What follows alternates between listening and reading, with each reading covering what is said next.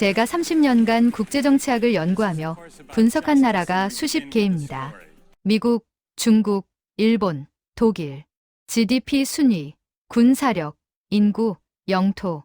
저는 늘 숫자로 국가의 힘을 측정해 왔습니다. 그런데 단 한 나라만큼은 제 공식이 통하지 않았습니다. GDP 순위 10위권, 인구 5천만, 영토는 한반도 절반, 자원은 거의 없습니다. 그런데 이 나라는 반도체 세계 1위, K-팝으로 전 세계를 열광시키고 드라마 한 편으로 넷플릭스를 장악했습니다. 도대체 어떻게? 저는 답을 찾기 위해 1년간 이 나라에서 살았습니다. 그리고 깨달았습니다. 한국은 숫자로 설명되지 않는다. 이 나라의 진짜 힘은 숫자가 아니라 사람 속에 있었습니다. 캐나다 토론토 대학교 국제정치학 교수 마이클 톰슨. 1년간의 한국 관찰기를 시작합니다. 시작하기 전 3초면 되는 구독, 좋아요, 알림 설정 부탁드립니다. 여러분의 클릭이 영상 제작에 큰 힘이 됩니다. 안녕하세요. 저는 마이클 톰슨입니다. 캐나다 토론토 대학교에서 국제정치학을 가르치는 교수죠. 30년간 이 일을 해왔습니다. 제 전공은 국가 간 힘의 역학 관계예요. 쉽게 말하면 어떤 나라가 왜 강한지, 어떤 나라가 왜 약한지를 연구하는 겁니다. 저는 늘 같은 방식으로 국가를 분석했습니다. GDP, 군사비, 인구, 영토, 자원. 숫자로 측정 가능한 것들이죠. 이 데이터들을 모으면 한 국가의 힘을 꽤 정확하게 예측할 수 있었어요. 미국이 강한 이유, 중국이 부상하는 이유, 러시아가 여전히 영향력을 유지하는 이유. 모두 숫자로 설명됐습니다. 그런데 한국은 달랐습니다. 이상하게도 제 공식에 잘 들어맞지 않았어요. GDP 순위는 세계 10위권, 인구는 5천만 명 정도, 영토는 한반도 남쪽 절반, 자원은 거의 없죠. 숫자만 보면 중간 정도의 국가였습니다. 그런데 실제 국제 무대에서의 영향력은 그 이상이었어요. 반도체 시장 점유율 1위, 조선 산업 세계 최강, 배터리 기술 선도, 문화 콘텐츠 글로벌 확산, K-팝, K-드라마, K-무비. 어느새 한국은 소프트 파워 강국이 돼 있었습니다. 숫자로는 예측하지 못한 결과였어요. 2019년 저는 연구년을 맞았습니다. 1년간 연구에만 집중할 수 있는 시간이었죠. 저는 고민 끝에 한국을 선택했습니다. 이 나라를 제대로 이해하고 싶었거든요. 왜 숫자와 실제가 다른지 그 비밀을 밝히고 싶었어요. 2019년 9월 인천공항에 도착했습니다. 첫 인상은 깔끔함이었어요. 공항이 넓고 현대적이었습니다. 안내 표지판은 명확했고 직원들은 친절했죠. 공항철도를 타고 서울로 들어가는 길, 창밖 풍경이 인상적이었습니다. 높은 아파트 단지들, 잘 정비된 도로, 끊임없이 움직이는 차들. 활력이 넘쳤어요. 서울대학교 근처에 아파트를 얼었습니다. 1년간 이곳을 거점으로 삼기로 했죠. 첫 주는 적응 기간이었습니다. 동네를 돌아다니며 한국 생활을 관찰했어요. 출근하는 사람들, 학교 가는 학생들, 장 보는 주부들. 평범한 일상이었지만 뭔가 달랐습니다. 사람들이 바빴지만 산만하지 않았어요. 빠르게 움직였지만 부딪히지 않았습니다. 지하철역에서 출근 시간 인파를 봤는데 놀라웠어요. 수천 명이 움직이는데도 질서가 있었습니다. 런던이나 뉴욕의 혼잡함과는 달랐죠. 첫 번째 인터뷰는 서울대학교 경제학과 교수와 했습니다. 60대 중반의 베테랑이었어요. 그에게 물었습니다. 한국 경제가 이렇게 성장한 비결이 뭐냐고요. 그가 답했습니다. 절박함입니다. 우리는 선택의 여지가 없었어요. 자원도 없고 시장도 작았죠. 살아남으려면 수출해야 했고 수출하려면 경쟁력이 있어야 했습니다. 그는 계속 설명했습니다. 일본을 따라잡고 중국과 경쟁하고 미국 시장을 공략했죠. 쉬지 않고 달렸습니다. 6.25 전쟁 후 70년 만에 폐허에서 선진국이 됐어요. 압축 성장이라고 부르죠. 다른 나라가 100년 걸린 일을 우리는 50년에 해냈습니다. 저는 물었습니다. 그 속도를 어떻게 유지했느냐고요. 그가 웃었습니다. 유지한 게 아니라 가속했죠. 멈추면 뒤처진다는 걸 알았으니까요. 한국은 늘 쫓기듯 달려왔습니다. 그게 우리 성장의 비밀이에요. 다음 주 삼성전자 본사를 방문했습니다. 홍보 담당자가 회사 역사를 설명해줬어요. 1958년 설탕과 직물로 시작해서 지금은 세계 최대 반도체 기업이 됐다고요. 70년 만의 변신이었습니다. 저는 물었습니다. 어떻게 이런 변신이 가능했느냐고요. 그가 답했습니다. 끊임없는 투자와 연구개발입니다. 반도체 하나만 봐도 수십 년간 천문학적 돈을 쏟아부었어요. 실패해도 포기하지 않았죠. 지금 우리가 1위인 건 그 집요함 덕분입니다. 연구소를 둘러봤습니다. 젊은 엔지니어들이 현미경 앞에 앉아 있었어요. 밤 8시가 넘었는데도 일하고 있었습니다. 한 연구원에게 물었어요. 왜 이렇게 늦게까지 일하느냐고요. 그가 답했습니다. 경쟁이 치열해서요. 대만, 미국, 중국이 쫓아오고 있어요. 하루라도 방심하면 따라잡힙니다. 저는 생각했습니다. 한국 기업들은 늘 긴장 상태구나. 안주하지 않는구나. 그게 경쟁력의 원천일 수 있겠구나. 다음 달 저는 스타트업 생태계를 탐방했습니다. 판교 테크노밸리를 방문했어요. 수백 개의 스타트업이 모여있는 곳이었죠. 한 인공지능 스타트업 대표를 만났습니다. 30대 초반의 젊은 창업가였어요. 그는 자신의 창업 스토리를 들려줬습니다. 대기업을 다니다 나와서 2년 전 창업했다고요. 의료 영상 분석 인공지능을 개발한다고 했습니다. 아직 수익은 없지만 곧 투자를 받을 거라고 자신했어요. 저는 물었습니다. 왜 안정적인 대기업을 나왔느냐고요. 그가 답했습니다. 제 아이디어를 실현하고 싶었어요. 대기업에선 제약이 많았죠. 그래서 나왔습니다. 물론 위험하지만 후회는 없어요. 실패해도 배우는 게 있으니까요. 젊은 창업가의 도전 정신이 인상적이었습니다. 한국에는 이런 사람들이 많다고 했어요. 실패를 두려워하지 않는 세대가 자라고 있다고요. 저는 석 달간 한국에서 지내며 데이터를 모았습니다. 경제 지표, 기업 보고서, 정부 통계, 숫자들을 모으고 분석했죠. 그런데 여전히 뭔가 부족했습니다. 한국의 힘이 어디서 오는지 완전히 설명되지 않았어요. 어느 날 저녁 서울대 후배 교수와 술을 마셨습니다. 그에게 고민을 털어놨어요. 한국을 이해하기 어렵다고, 숫자로는 설명이 안 된다고요. 그가 웃으며 말했습니다. 교수님, 한국은 숫자로 이해하는 나라가 아니에요. 경험으로 느껴야 하는 나라죠. 저는 물었습니다. 무슨 뜻이냐고요. 그가 답했습니다. 한국의 힘은 보이지 않는 것에 있어요. 시민의식, 교육열, 공동체 문화. 이런 건 GDP로 측정 안 되죠. 그런데 이게 한국을 움직이는 진짜 엔진입니다. 저는 그날 밤 생각했습니다. 내가 지난 30년간 해온 연구 방법이 틀렸을 수도 있겠다고요. 숫자만으로는 한국가를 이해할 수 없을 수도 있겠다고요. 특히 한국 같은 나라는요. 다음 날부터 저는 연구 방향을 바꿨습니다. 숫자 대신 사람을 만나기로 했어요. 데이터 대신 이야기를 듣기로 했습니다. 기업인, 연구자, 예술가, 학생, 노동자. 다양한 사람들을 만나 그들의 경험을 듣기 시작했습니다. 그게 제 한국 연구의 진짜 시작이었습니다. 넷째 달이 시작되며 저는 한국 교육 시스템에 주목하게 됐습니다. 경제학자들과 대화하며 반복적으로 들은 말이 있었거든요. 한국 성장의 원동력은 인적 자원이라고요. 자원이 없으니 사람에 투자했다는 겁니다. 저는 강남 대치동을 방문했습니다. 학원가로 유명한 곳이죠. 저녁 8시인데도 거리가 밝았어요. 수백 개의 학원 간판이 불을 밝히고 있었습니다. 학생들이 학원을 오가고 있었죠. 밤 10시가 넘어도 공부하는 아이들이 있었습니다.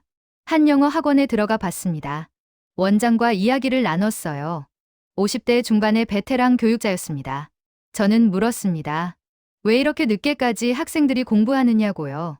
그가 답했습니다. 경쟁 때문입니다. 좋은 대학 가려면 이 정도는 해야 해요. 저는 놀랐습니다. 캐나다에서는 상상할 수 없는 광경이었거든요. 원장이 설명했습니다. 한국에서 교육은 계층 이동의 사다리예요. 부모 세대가 모지른 꿈을 자식에게 걸죠. 그래서 투자를 아끼지 않습니다. 사교육비가 엄청나요. 다음 날 서울대학교를 다시 찾았습니다. 이번엔 학생들을 만나기 위해서였어요. 중앙도서관은 새벽 1시까지 불이 켜져 있었습니다. 수백 명의 학생이 공부하고 있었죠. 한법학과 학생과 이야기를 나눴습니다. 20대 초반의 여학생이었어요. 그녀는 말했습니다. 서울대 들어오는 것도 힘들었지만 나간 후가 더 중요해요. 좋은 직장 얻으려면 학점도 높아야 하고 스펙도 쌓아야 하죠. 그래서 다들 열심히 합니다. 저는 물었습니다. 힘들지 않느냐고요. 그녀가 웃었습니다. 힘들죠. 근데 이게 현실이에요. 카이스트도 방문했습니다. 한국 최고의 이공계 대학이죠. 연구실을 둘러보는데 감탄이 나왔어요. 최첨단 장비들이 즐비했습니다. 한 기계공학과 교수가 설명해줬어요. 정부가 과학기술 인재 양성에 엄청난 투자를 했다고요. 그는 말했습니다. 한국은 인재가 전부예요. 자원도 없고 땅도 좁죠. 그래서 사람을 키웁니다. 최고의 인재들을 선발하고 최고의 교육을 제공하죠. 그들이 나가서 삼성도 만들고 LG도 만들고 네이버도 만들었어요. 대학원생들과도 대화를 나눴습니다. 그들은 밤낮 없이 연구했어요. 한 박사 과정 학생이 말했습니다. 졸업하면 기업 연구소 가거나 교수 되려고 해요. 경쟁은 치열하지만 포기 안 합니다. 여기까지 왔는데 물러설 순 없죠. 저는 초등학교도 방문했습니다. 서울 강남의 한 사립 초등학교였어요. 수업을 참관했는데 놀라웠습니다. 아이들이 집중력이 대단했어요. 선생님이 질문하면 손을 들고 적극적으로 답했습니다. 담임 선생님과 이야기를 나눴습니다. 30대 중반의 여교사였어요. 그녀가 말했습니다. 한국 부모들은 교육에 열성적이에요. 학교 수업만으론 부족하다고 생각하죠. 그래서 사교육을 시킵니다. 피아노, 영어, 수학, 코딩. 아이들 스케줄이 어른보다 빡빡해요. 저는 물었습니다. 그게 아이들한테 좋은 거냐고요. 선생님이 한숨을 쉬었습니다. 글쎄요. 장단점이 있죠. 아이들이 똑똑해지긴 하는데 스트레스도 많이 받아요. 한국 교육의 양면성이에요. 한 학부모와도 인터뷰했습니다. 40대 초반의 어머니였어요. 두 아이를 키우고 있었습니다. 그녀는 솔직히 말했습니다. 저도 아이들 너무 몰아간다는 거 알아요. 근데 안 시키면 뒤처져요. 다른 애들은 다 하는데 우리 애만 안 하면 불안하죠. 저는 물었습니다. 왜 그렇게 불안한 거냐고요. 그녀가 답했습니다. 한국은 학벌 사회예요. 좋은 대학 나와야 좋은 직장 가고 안정적인 삶을 살 수 있어요. 부모로서 그 길을 닦아주고 싶은 거죠. 도서관에서 우연히 만난 고등학생과도 이야기를 나눴습니다. 18살 수험생이었어요. 그는 말했습니다. 1년 후 대학 시험이에요. 하루 15시간 공부합니다. 친구들도 다 그래요. 지금 안 하면 나중에 후회할 것 같아요. 저는 물었습니다. 꿈이 뭐냐고요. 그가 답했습니다. 의대 가고 싶어요. 의사 되면 안정적이고 존경도 받잖아요. 부모님도 원하시고요. 저는 다시 물었습니다. 내가 정말 원하는 거냐고요. 그가 잠시 멈췄습니다. 글쎄요. 이제 와서 그런 거 생각할 여유가 없어요. 한 달간 한국 교육 현장을 돌아다니며 저는 깨달았습니다. 한국의 교육열은 단순한 열정이 아니라 생존 전략이라는 걸요. 자원 없는 나라에서 사람이 곧 자원이고 교육이 곧 투자였던 겁니다. 통계를 봤습니다. 한국의 고등교육 이수율은 세계 최고 수준이었어요. 이공계 졸업생 비율도 높았습니다. 연구개발 투자 비중도 GDP 대비 세계 1, 2위였죠. 숫자가 증명했습니다. 한국은 인재에 올인한 나라였어요. 그런데 문제도 보였습니다. 청소년 행복도는 OECD 국가 중 최하위였어요.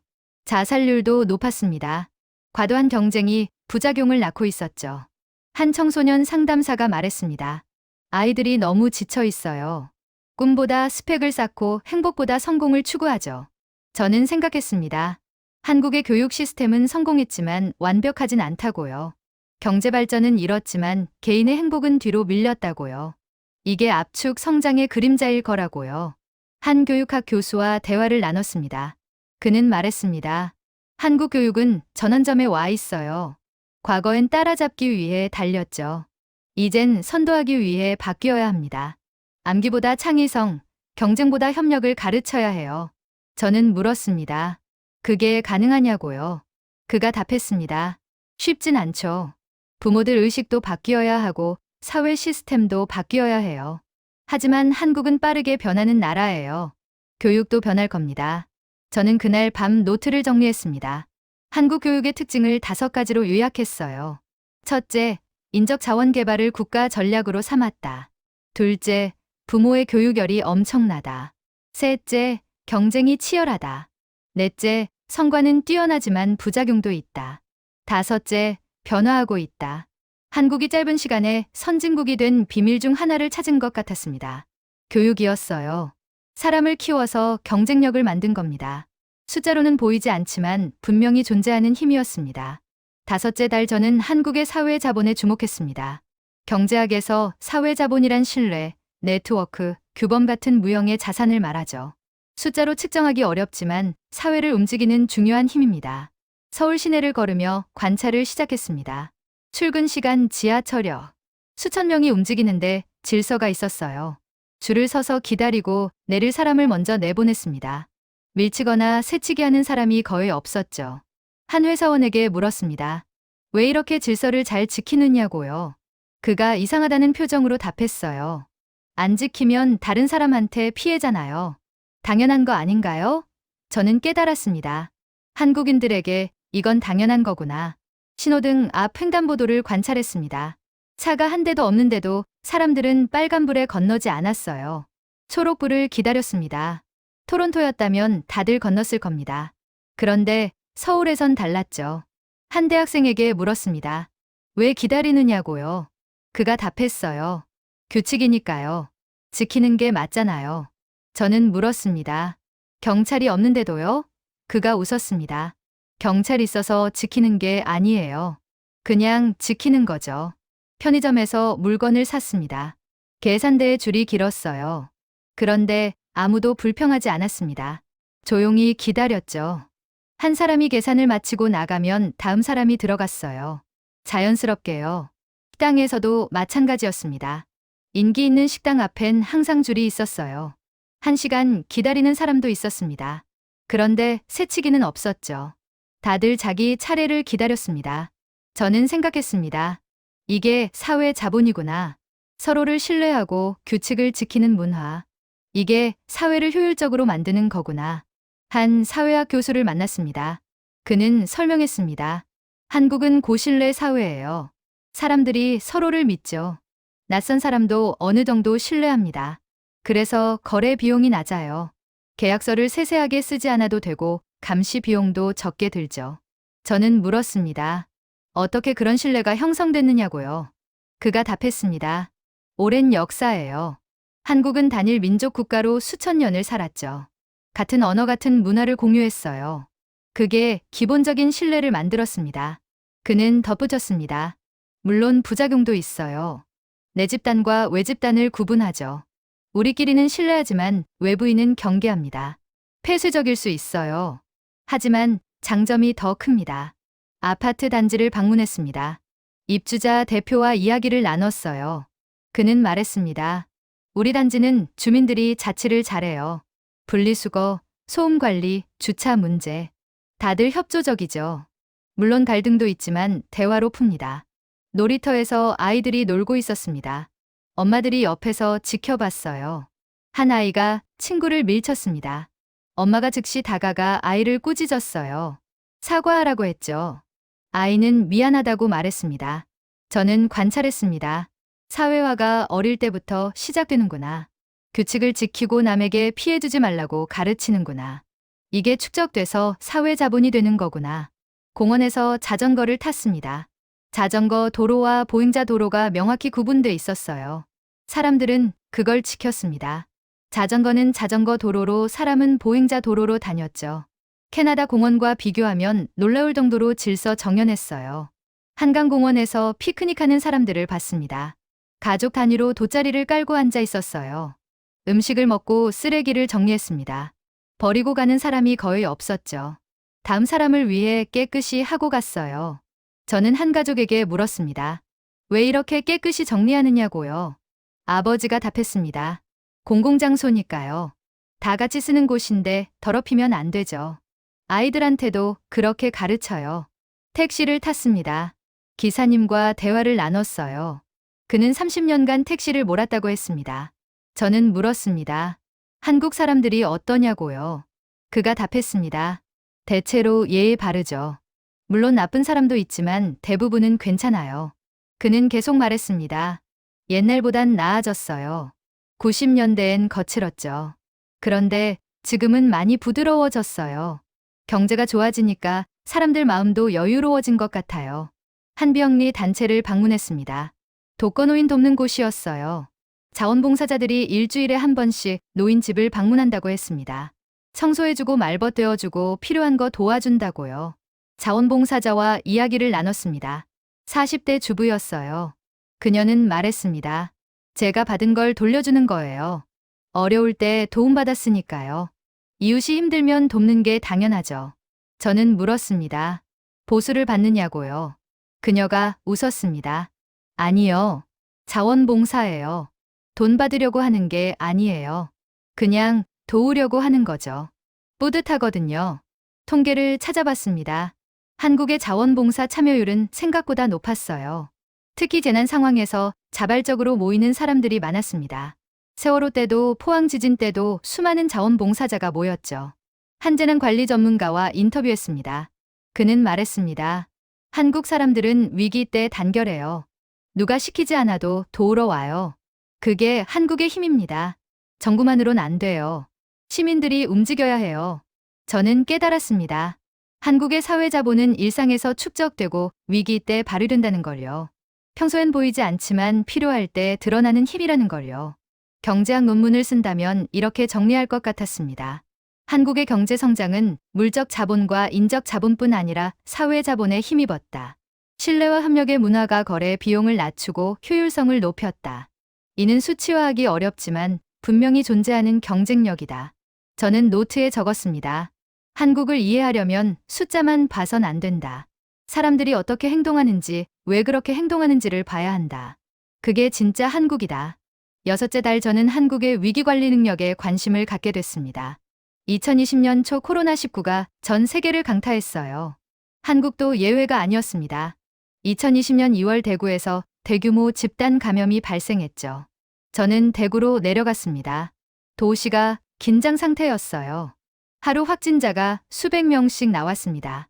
그런데 놀라운 건 패닉이 없다는 거였어요.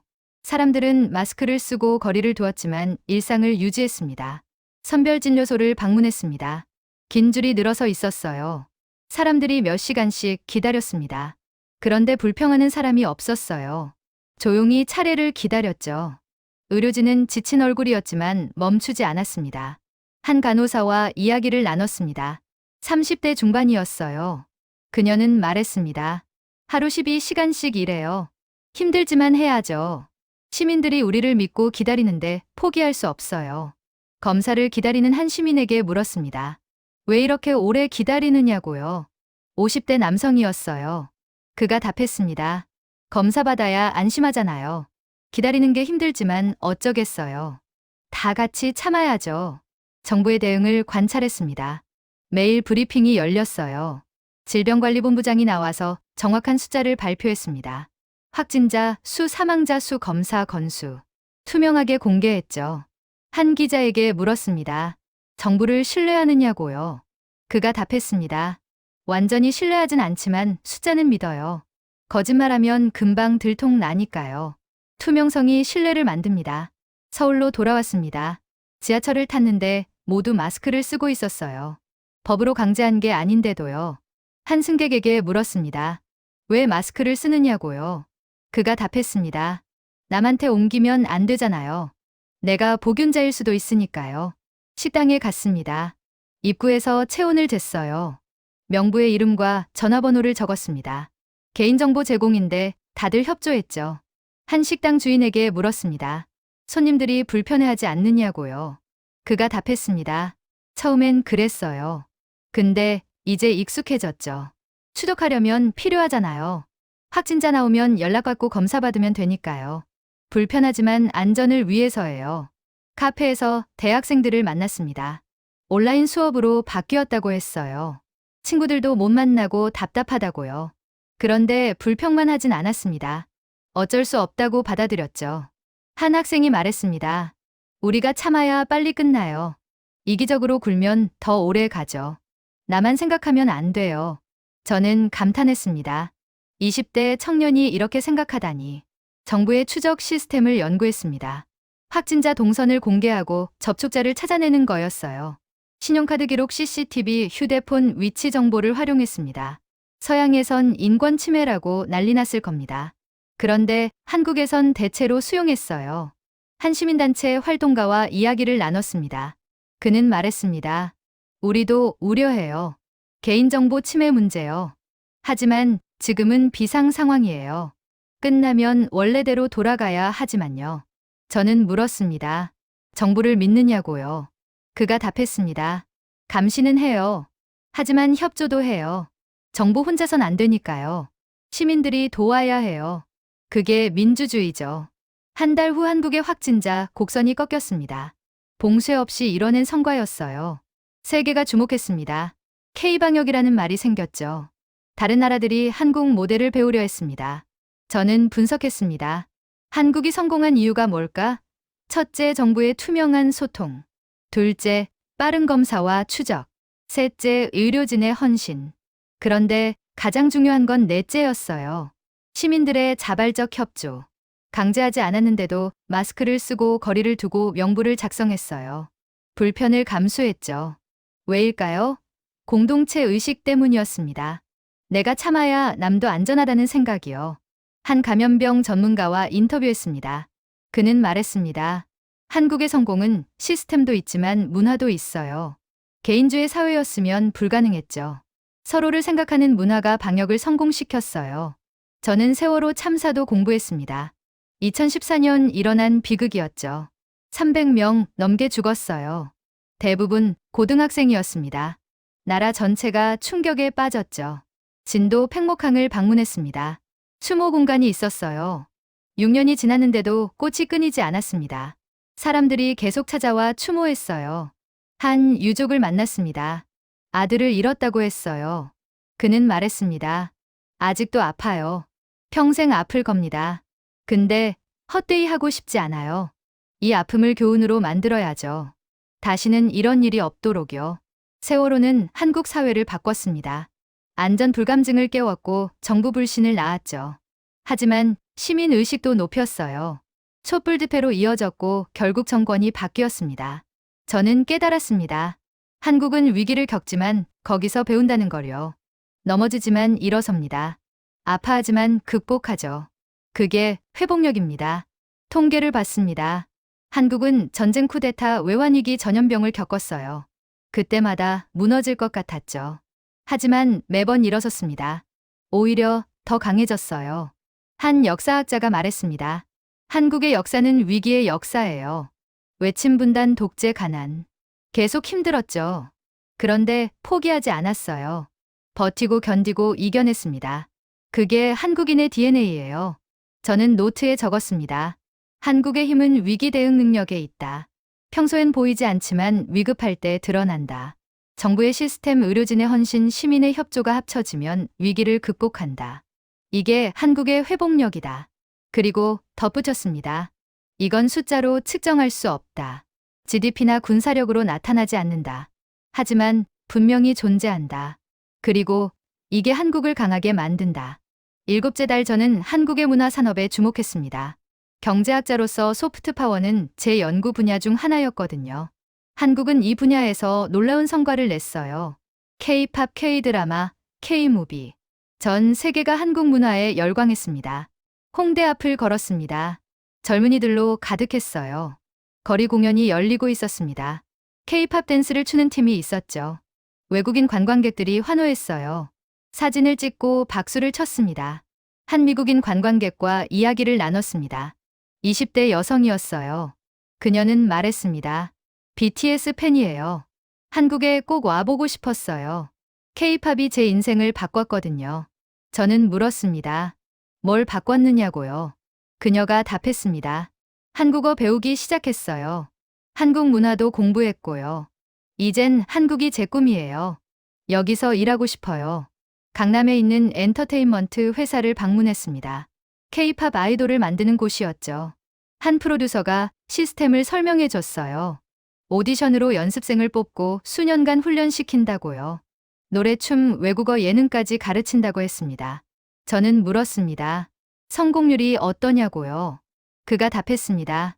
낮아요. 수백 명 중 한 명 정도만 데뷔하죠. 그래도 계속 도전해요. 꿈을 이루고 싶으니까요. 연습생들을 만났습니다.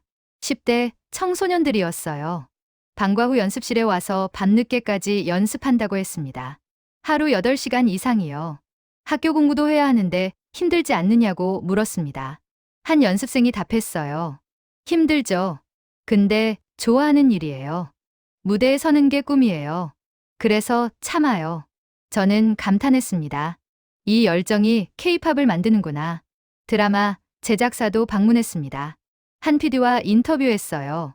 그는 말했습니다. 한국 드라마는 스토리가 강해요. 감정선이 명확하고 전개가 빠르죠. 시청자를 끌어당기는 힘이 있어요. 저는 물었습니다. 왜 해외에서 인기가 많으냐고요. 그가 답했습니다. 보편적인 감정을 다루니까요. 사랑, 우정, 가족. 누구나 공감할 수 있어요. 거기에 한국적인 정서를 더하죠. 넷플릭스 한국 지사를 찾았습니다. 콘텐츠 담당자가 설명했어요. 한국 콘텐츠가 전 세계에서 인기라고요. 오징어 게임 이상한 변호사 우영우 등등. 시청 시간이 엄청나다고 했습니다. 저는 물었습니다. 성공 비결이 뭐냐고요. 그가 답했습니다. 창작자들의 자유예요. 한국 크리에이터들은 독특한 이야기를 해요. 서양 공식을 따르지 않죠. 그게 신선해요. 영화진흥위원회도 방문했습니다. 한국 영화 산업을 지원하는 곳이었어요. 담당자가 통계를 보여줬습니다. 한국 영화 시장 점유율이 50%가 넘는다고요. 할리우드 영화보다 한국 영화를 더 본다는 겁니다. 저는 놀랐습니다. 이건 전 세계적으로 드문 경우거든요. 대부분 나라에서 할리우드가 지배적이죠. 한국은 달랐어요. 자국 영화가 강했습니다. 봉준호 감독의 기생충을 분석했습니다. 칸 영화제 황금종려상 아카데미 작품상을 받았죠. 한국 영화 최초였어요. 왜 성공했을까요? 한 영화 평론가와 이야기를 나눴습니다. 그는 말했습니다. 보편성과 특수성의 결합이에요. 빈부격차라는 보편적 주제를 한국적 방식으로 풀었죠. 코미디와 스릴러를 섞고 계급 문제를 날카롭게 파고들었어요. 저는 물었습니다. 한국 영화의 강점이 뭐냐고요. 그가 답했습니다. 장르 혼합이에요. 한 영화에 웃음, 눈물, 긴장이 다 있어요. 예측 불가능하죠. 그게 매력이에요. 웹툰 산업도 놀라웠습니다. 네이버 웹툰, 카카오 페이지 같은 플랫폼이 거대했어요. 수천 명의 작가가 활동하고 수백만 명이 봤습니다. 일부는 드라마나 영화로 만들어졌죠. 한 웹툰 작가를 만났습니다. 30대 초반이었어요. 그는 말했습니다. 웹툰은 자유로워요. 출판사 눈치 안 봐도 되고 직접 독자와 소통하죠. 인기 있으면 돈도 벌어요. 저는 물었습니다. 경쟁이 심하지 않느냐고요. 그가 웃었습니다. 엄청 심하죠. 매주 새로운 작품이 나와요. 살아남으려면 계속 재미있어야 해요. 독자들이 가차 없거든요. K-뷰티 산업도 조사했습니다. 한국 화장품이 세계적으로 인기였어요. 명동거리엔 화장품 가게가 즐비했습니다. 외국인 관광객들이 쇼핑백을 들고 다녔죠. 한 화장품 회사 마케팅 팀장과 인터뷰했습니다. 그녀는 말했습니다. K-뷰티의 강점은 혁신이에요. 새로운 제품을 빠르게 내놓죠. 비비크림, 쿠션, 팩트, 시트, 마스크. 다 한국에서 시작됐어요. 저는 물었습니다. 왜 빠르게 혁신하느냐고요. 그녀가 답했습니다. 소비자가 까다로워요. 새로운 거 계속 원하죠. 그래서 멈출 수 없어요. 계속 개발해야 해요. 한 달간 한국 문화 산업을 탐방하며 저는 깨달았습니다. 한국의 소프트 파워는 우연이 아니라는 걸요. 체계적인 시스템과 끊임없는 노력의 결과라는 걸요. 정부 지원도 있었어요. 문화체육관광부가 콘텐츠 산업을 육성했습니다. 투자하고 인프라 만들고 해외 진출 도왔죠. 하지만 더 중요한 건 창작자들의 열정이었어요. 저는 분석했습니다. 한국 문화 산업의 성공 요인. 첫째, 창작자의 열정과 창의성. 둘째, 체계적인 트레이닝 시스템. 셋째, 빠른 혁신 능력. 넷째, 정부의 전략적 지원. 다섯째, 내수 시장의 까다로운 소비자. 이게 합쳐져서 한국을 문화강국으로 만들었어요. 20년 전만 해도 상상 못했던 일이죠. 하드파워는 여전히 제한적이지만 소프트파워는 이미 세계적이었습니다. 저는 노트에 적었습니다. 한국은 문화로 세계를 정복하고 있다. 군대나 경제가 아니라 음악, 드라마, 영화로요. 이게 21세기의 힘이다. 그리고 한국은 이걸 증명했다. 8째 달 저는 한국의 역사 인식에 관심을 갖게 됐습니다. 국제정치학에서 역사는 중요해요. 한국과의 현재 행동은 과거 경험에서 나오니까요. 한국도 마찬가지였습니다. 국립중앙박물관을 방문했습니다. 한국 역사를 일목요연하게 볼 수 있는 곳이었죠. 구석기 시대부터 현대까지 전시돼 있었어요. 저는 천천히 둘러봤습니다. 고려 청자, 조선백자 같은 문화재가 인상적이었어요. 수백 년 전 유물인데 아름다웠습니다. 한 큐레이터가 설명했습니다. 한국은 문화 강국이었어요. 인쇄술, 금속 활자, 거북선. 세계 최초가 많았죠. 저는 물었습니다. 그런데 왜 근대에 뒤처졌느냐고요. 그가 답했습니다. 쇄국 정책 때문이에요. 외부와 단절했죠. 일본은 메이지 유신으로 근대화했는데 조선은 못했어요. 그래서 식민지가 됐습니다. 서대문형 역사관을 찾았습니다. 일제강점기 독립운동가들이 수감됐던 곳이죠. 전시실을 보는데 가슴이 먹먹해졌어요. 고문기구, 독방, 처형장. 역사의 아픔이 고스란히 남아 있었습니다. 한 가이드가 설명했습니다. 일제는 35년간 한국을 지배했어요. 민족 말살 정책을 폈죠. 이름을 바꾸게 하고 한글을 금지했어요. 그런데도 독립운동가들이 싸웠습니다. 저는 물었습니다. 왜 그렇게 저항했느냐고요. 그가 답했습니다. 정체성 때문이에요. 한국인이라는 자긍심을 잃지 않았죠. 독립운동은 단순한 정치 투쟁이 아니라 문화 투쟁이었어요. 안중근 의사기념관도 방문했습니다. 이토 히로부미를 저격한 독립운동가죠. 그의 유목이 전시돼 있었어요. 위국헌신 군인 본분. 나라를 위해 몸 바치는 것이 군인의 본분이라는 뜻이라고 했습니다. 한 대학생이 그 앞에 오래 서 있었습니다. 저는 그에게 물었어요. 무슨 생각을 하느냐고요. 그가 답했습니다. 존경스러워요. 30살에 목숨 바쳤잖아요. 저는 할 수 있을까 생각해요. 전쟁기념관을 방문했습니다. 6.25 전쟁부터 베트남 전쟁까지 전시돼 있었어요. 전사자 명단이 벽 가득 새겨져 있었습니다. 15만 명 넘는 이름이요. 한 노인이 벽 앞에 서서 한 이름을 쓰다듬고 있었어요. 저는 조심스럽게 다가갔습니다. 그가 말했습니다. 전우예요. 6.25 때 함께 싸웠죠. 얘는 살아남았는데 이 친구는 못 돌아왔어요. 저는 물었습니다. 전쟁이 어땠느냐고요. 그가 답했습니다. 지옥이었어요. 20살에 총 들고 싸웠죠. 무서웠어요. 근데 나라를 지켜야 했어요. 안 싸우면 다 빼앗길 테니까요. 한 역사학자와 심층 인터뷰를 했습니다. 그는 말했습니다. 한국의 역사는 저항의 역사예요. 외침 식민 지배 전쟁 독재. 계속 싸워왔죠. 그게 한국인의 정체성을 만들었어요. 저는 물었습니다. 어떤 정체성이냐고요. 그가 답했습니다. 쉽게 굴복하지 않는 거예요. 억압받으면 저항하고 부당하면 싸우죠. 촛불 집회만 봐도 알 수 있어요. 2016년부터 2017년까지 이어진 촛불 집회를 연구했습니다. 박근혜 대통령 탄핵을 요구하는 시위였죠. 매주 100만 명 이상이 광화문에 모였어요. 그런데 평화로웠습니다. 한 참가자와 이야기를 나눴습니다. 50대 직장인이었어요. 그는 말했습니다. 저는 20번 넘겨왔어요. 추웠지만 참았죠. 민주주의를 지켜야 했으니까요. 저는 물었습니다. 왜 평화 시위였느냐고요. 그가 답했습니다. 폭력 쓰면 명분을 잃어요. 우리는 정당한 요구를 하는 거예요. 법과 원칙을 지키며 싸웠죠. 그래서 이겼어요. 저는 분석했습니다. 한국의 민주화는 시민들이 이뤄냈어요. 1584년 6월 항쟁, 2017년 촛불혁명. 정부가 준 게 아니라 국민이 쟁취했죠. 한 정치학자가 말했습니다. 한국 민주주의는 전투적이에요. 부당한 권력에 맞서 싸우죠. 하지만 폭력적이지 않아요. 평화롭게 저항해요. 그게 한독식 민주주의예요. 독도 문제도 연구했습니다. 한일 간 영토 분쟁이죠. 한국인들은 독도에 대해 매우 민감했어요. 일본이 영유권 주장하면 강하게 반발했습니다. 한 외교 전문가에게 물었습니다. 왜 이렇게 민감하냐고요? 그가 답했습니다. 역사 때문이에요. 독도는 단순한 섬이 아니에요. 일제 침략의 시작이었거든요. 러일 전쟁 때 일본이 강제로 편입했죠. 그는 계속 설명했습니다. 한국인들에게 독도는 독립의 상징이에요. 빼앗겼던 땅을 되찾은 거죠. 그래서 절대 양보 못해요. 역사적 트라우마예요. 위안부 문제도 마찬가지였습니다. 일본군 성노예 피해자죠. 한국 정부와 시민단체가 계속 사과와 배상을 요구했어요. 일본은 이미 해결됐다고 했지만 한국은 받아들이지 않았습니다.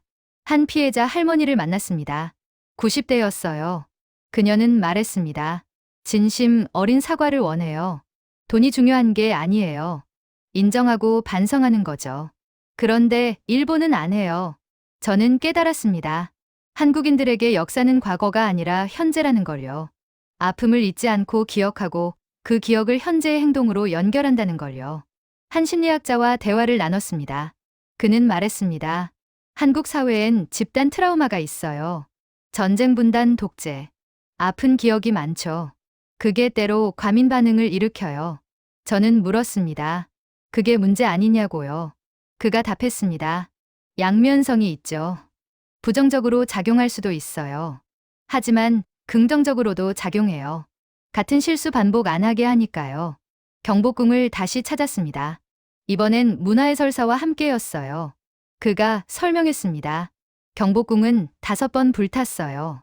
임진왜란 때 한 번 일제강점기에 또 훼손됐죠. 그런데 매번 복원했습니다. 저는 물었습니다. 왜 그렇게 집요하게 복원하느냐고요. 그가 답했습니다. 정체성 때문이에요. 이 궁궐은 우리 역사예요. 빼앗겼다 되찾은 거죠. 복원할 때마다 우리는 다시 태어나요. 저는 노트에 적었습니다. 한국인의 정체성은 역사에서 나온다. 고난의 역사를 기억하고 그 기억을 힘으로 바꾼다. 피해자 의식이 아니라 생존자 의식이다. 넘어졌지만 일어섰다는 자부심이다. 그게 한국을 움직이는 동력이다. 9째 달 저는 한국의 미래 전략을 탐구했습니다. 경제학자로서 한국가의 지속 가능성이 궁금했거든요.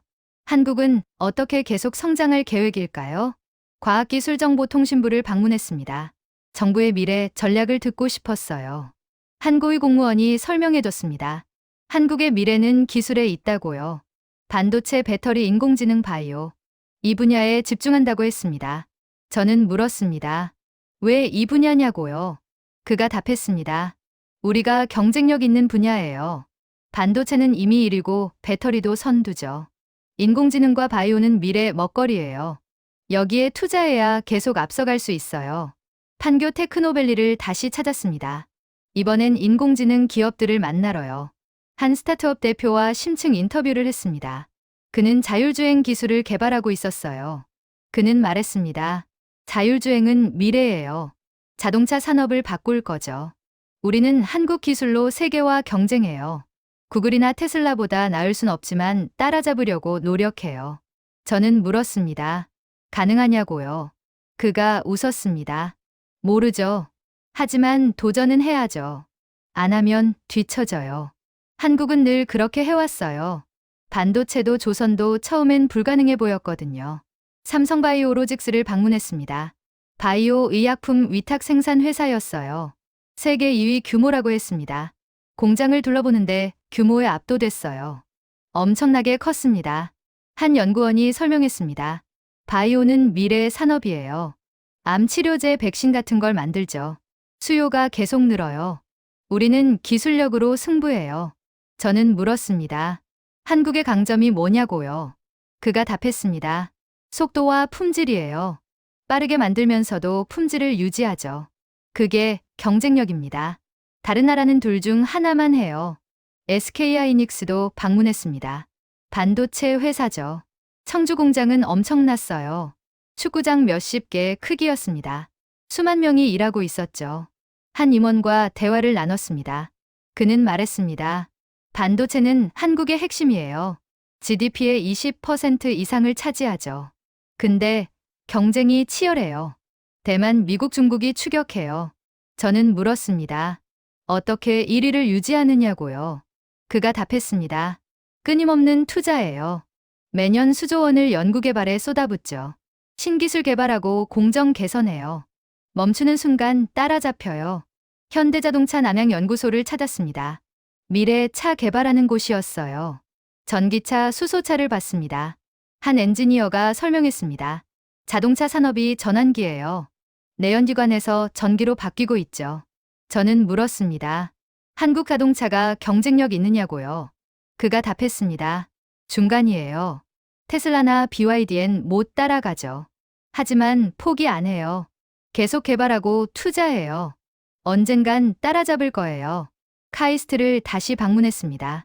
이번엔 인공지능 연구소를 보러요. 교수들이 딥러닝 강화학습 같은 걸 연구하고 있었습니다. 한 교수와 인터뷰했어요. 그는 말했습니다. 한국의 인공지능 수준은 중상위권이에요. 미국, 중국엔 밀리지만 나쁘지 않죠. 인재도 있고 데이터도 있어요. 정부 지원도 늘고 있고요. 저는 물었습니다. 과제가 뭐냐고요. 그가 답했습니다. 인재 유출이에요. 똑똑한 학생들이 구글이나 메타로 가죠. 연봉이 몇 배예요. 한국 기업이나 대학이 못 잡아요.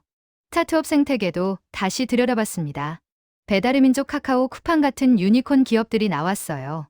한 벤처 캐피털리스트와 대화를 나눴습니다. 그는 말했습니다. 한국 스타트업 생태계가 성숙했어요. 10년 전과 비교하면 엄청 발전했죠. 투자 자금도 많아지고 성공 사례도 늘었어요. 젊은이들이 도전하는 분위기예요. 저는 물었습니다. 과제가 뭐냐고요. 그가 답했습니다. 글로벌화예요. 한국 시장은 작아요. 해외로 나가야 하는데 쉽지 않죠. 언어 문화 규제가 장벽이에요. 정부의 스타트업 지원 정책도 조사했습니다. 중소벤처기업부가 여러 프로그램을 운영하고 있었어요. 투자 멘토링, 교육 등등. 한 담당자가 설명했습니다. 스타트업이 미래예요.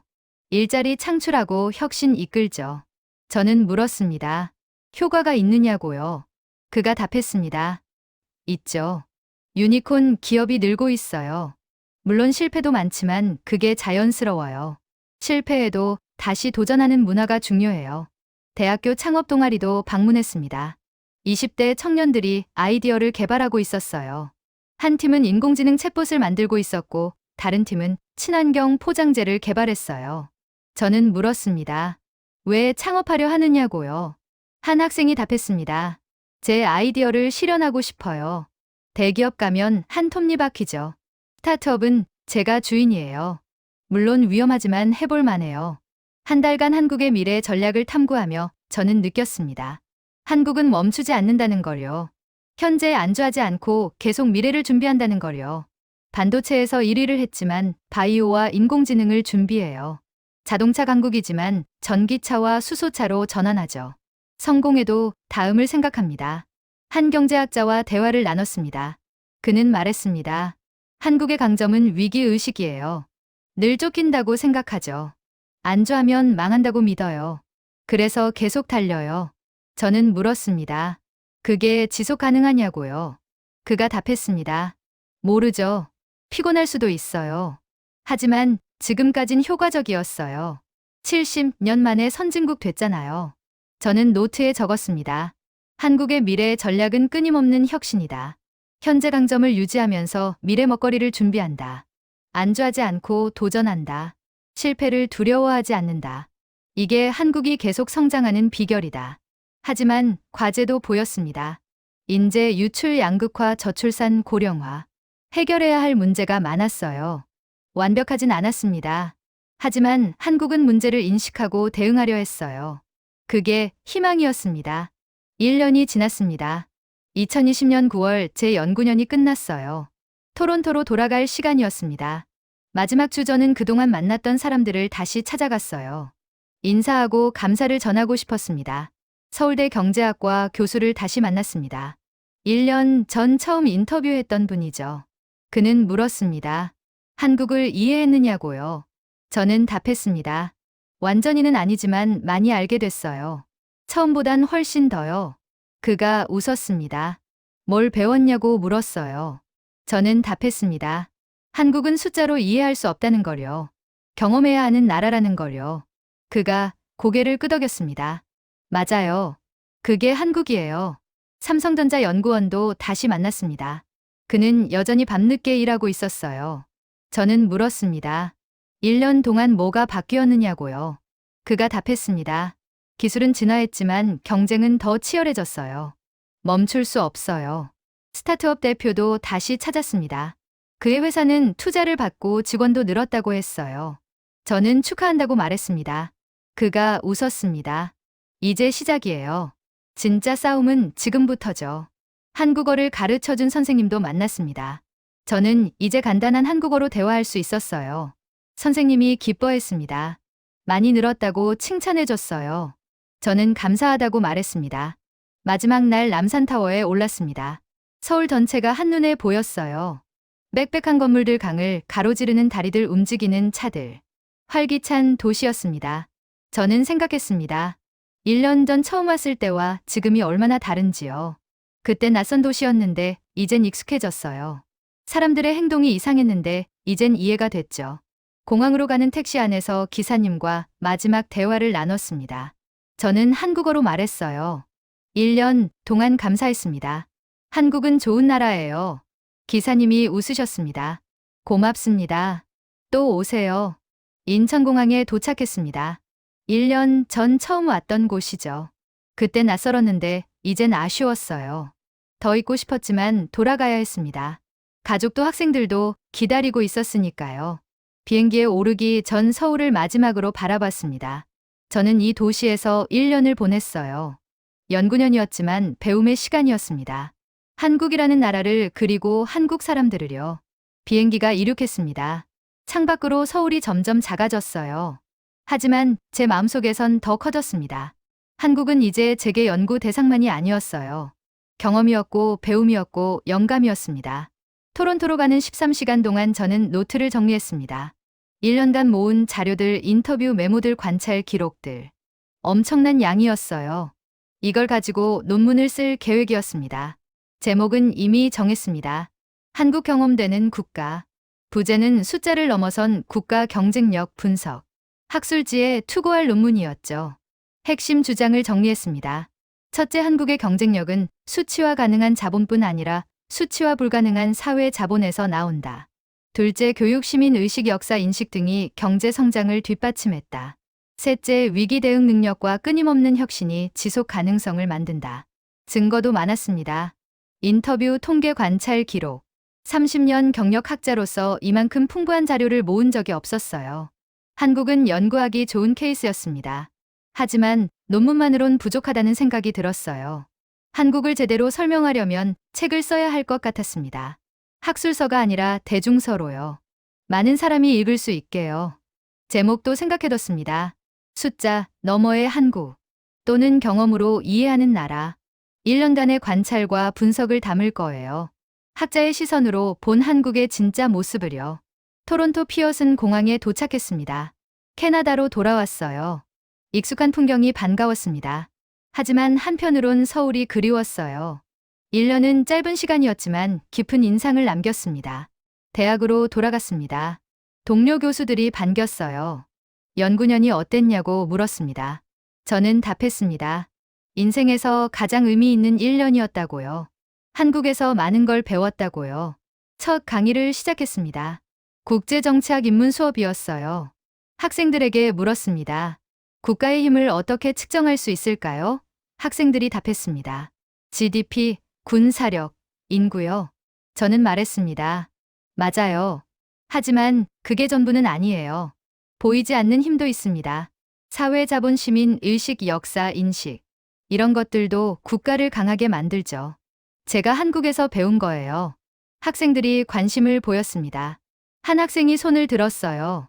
교수님, 한국에 대한 특강을 해주실 수 있나요? 저는 웃었습니다. 물론이죠. 다음 주에 준비해 올게요. 그날 밤 저는 한국에서 찍은 사진들을 봤습니다. 서울대 캠퍼스, 광화문 광장, 한강, 공원, 판교, 테크노밸리. 수백 장의 사진이 있었어요. 각각이 추억이었습니다. 한 장의 사진이 눈에 들어왔습니다. 촛불 집회 사진이었어요. 수만 명이 촛불을 들고 서 있었죠. 평화롭지만 강인했습니다. 그게 한국이었어요. 저는 노트북을 열고 글을 쓰기 시작했습니다. 논문의 서론이었어요. 이렇게 시작했습니다. 한국은 설명되는 나라가 아니라 경험되는 나라다. GDP, 군사력 같은 전통적 지표로는 한국의 진짜 힘을 파악할 수 없다. 한국의 경쟁력은 보이지 않는 곳에 있다. 시민들의 질서, 의식 교육에 대한 열정, 위기 대응 능력, 끊임없는 혁신 의지. 이런 것들이 한국을 움직이는 엔진이다. 저는 1년간 한국에서 살며 이를 직접 목격했다. 지하철에서, 공원에서, 학교에서, 기업에서, 평범한 일상 속에서 한국의 비범함을 발견했다. 이 논문은 그 발견의 기록이다. 글을 쓰며 저는 확신했습니다. 이 연구가 제 학자 생활의 하이라이트가 될 거라고요. 30년간 여러 나라를 연구했지만 한국만큼 흥미로운 케이스는 없었어요. 창밖을 봤습니다. 토론토의 밤하늘이었어요. 별이 보였습니다. 그런데 제 마음은 서울에 있었어요. 지구 반대편 그 도시예요. 저는 다짐했습니다. 언젠가 다시 한국에 가겠다고요. 이번엔 연구가 아니라 여행으로요. 1년 동안 못 가본 곳도 많았거든요. 제주도, 부산, 경주. 다 가보고 싶었어요. 그리고 책을 쓰겠다고요. 많은 사람이 한국을 이해할 수 있게요. 숫자만 보지 말고 사람을 보라고요. 데이터만 분석하지 말고 경험하라고요. 그게 한국을 아는 방법이라고요. 저는 노트를 덮었습니다. 오늘은 여기까지였어요. 내일 또 쓰면 되니까요. 한국에 대한 글은 앞으로도 계속 쓸 겁니다. 평생 연구해도 다 못할 것 같은 나라니까요. 한국 여러분 감사했습니다. 1년간 저를 받아주고 가르쳐주고 영감을 주셔서요. 저는 토론토로 돌아왔지만 한국은 영원히 제 마음에 남을 겁니다. 경험으로 이해한 그 나라로요.